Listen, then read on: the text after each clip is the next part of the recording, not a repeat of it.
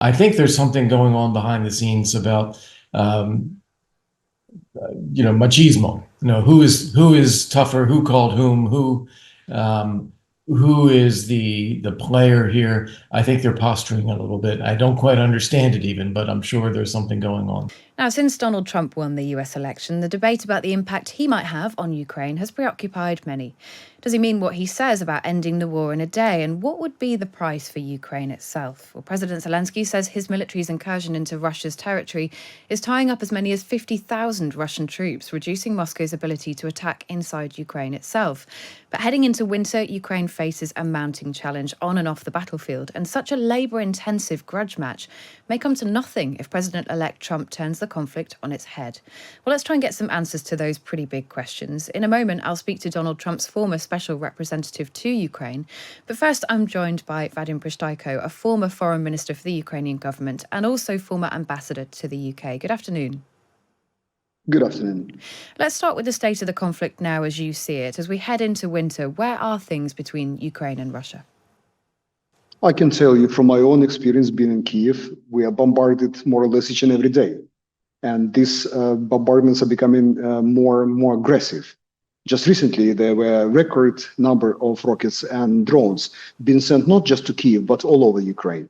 And at the same time, what we see and the dialogue is around our partners. They are talking, they are discussing how to do and what to do when the United States is, I don't know, rolled back to their shell or will withdraw their attention from Europe, leaving Europe to decide what to do with the growing Russian ambitions. That's what how the picture we see from here. I mean, you mentioned the conversation that's going on. There is, of course, a lot of chat going on between EU allies, between the UK and sources in America about what Donald Trump might mean. You have very close contacts inside Ukraine. How is the government preparing for a Donald Trump White House? We, as many other nations, are trying to come to the first to this, rally, who will come first to the table of a newly elected president and present their own vision of how this war should end. And I believe it's only fair because we are suffering, we are the part, and Russia is just aggressor. We cannot sit with them and meet somewhere in between. If it is something which already been offered, we will see how it will sort of evolve when the president is in his office and his advisors are sitting at the newly appointed places like State Department, or Pentagon, or National Security Advisor. So far, it's been lots and lots of different ideas, and not many of them we like. So that's really interesting to me because it sounds like what you're saying there is you believe that whoever can put their plan in front of President Trump first is most likely to be successful. So that suggests to me that maybe Ukraine is willing to do some kind of deal, but the terms of that are not yet clear. Do you have any idea what kind of a deal Ukraine might be willing to accept to end this war? So far, what we're offering is the so-called peace plan, which President Zelensky calling different times, and he was coming to United States. And you might remember that he met actually with both candidates. And he was having a meeting with future President Donald Trump. It didn't come easy, but at the end of the day, they met, and the plan was offered. The first position in this plan was that Ukraine is becoming a member of NATO. You can see now that all the conversations we're hearing from the leaders all around Europe, and the United States included, are not very favorable towards this end.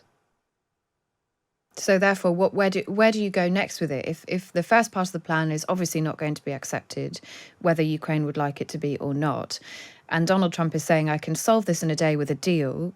I mean, what kind of a deal do you think Ukraine could accept? Would it, giving up territory, for example? Do you think that will ever be on the table? I believe that we are paying too much attention to the idea that Putin can be satisfied with just having some lands. He doesn't need anything. He is still the biggest nation in the world. He can take care of most of his own lands. And I guess that anybody who will offer him, first of all, will have a sort of Ukrainians saying, no, not actually, because that's our lands. And second, I'm not sure that Putin will be quite favorable and will take this opportunity. So far, he is telling that he has to finish everything he planned 2.5, almost 3 years ago, meaning I don't know what he called, but demilitarization of Ukraine, denationalization of Ukraine, and so forth and so on. That's not what we are buying. Before I let you go, I have to ask you, it's a very live discussion about Storm Shadow missiles. It was a conversation that was had with President Biden. It obviously didn't go anywhere. The UK and the French are still pushing this. How much of a difference do you think Storm Shadow missiles could make at this point? I'll give you why Ukrainians are so preoccupied with the Storm Shadows and the Scud missiles from France. We've been bombarded by dumb bombs with the little winglets, which is safely sent towards us from the planes just 50, 70 kilometers from the front line, from the safety of their own occupied territory.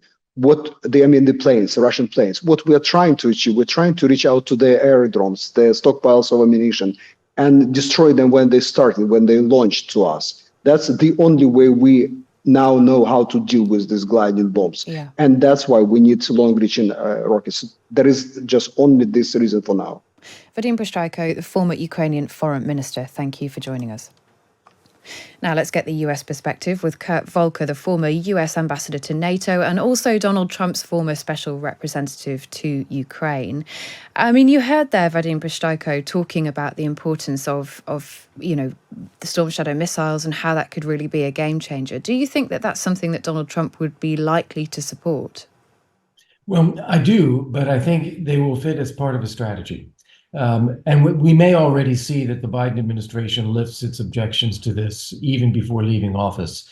There's some indication that they may quietly do so. And to be clear, Vadim is completely correct. There is no reason, no justification for having these restrictions on the use of these weapons. Russia is striking Ukraine from farther back, and Ukraine needs to be able to hit back at the sites where they are launching from, where they are coming from. Now, to where a Trump administration might go, though, we already had reports that Trump may have called Putin on Thursday of this past week. And what he, I think, will clearly do is tell Putin to stop the war. Trump's pattern has been to have a direct contact with his interlocutors and to put in place some tough policies under the surface that shape the environment. So things like a lend-lease policy for Ukraine, where they can borrow as much money as they want and buy American weaponry, that would be very characteristic of something Trump would do. I mean, that seems to go against the types of things we've heard from Donald Trump before, which is that I would end the war on day one. It's costing America far too much money. We're not happy to continue to support Ukraine in this way. You seem to be saying that you think there is an alternative to that. Well, just those three things that you said are all things that would be addressed there. So first off, he wants to end the war in a day.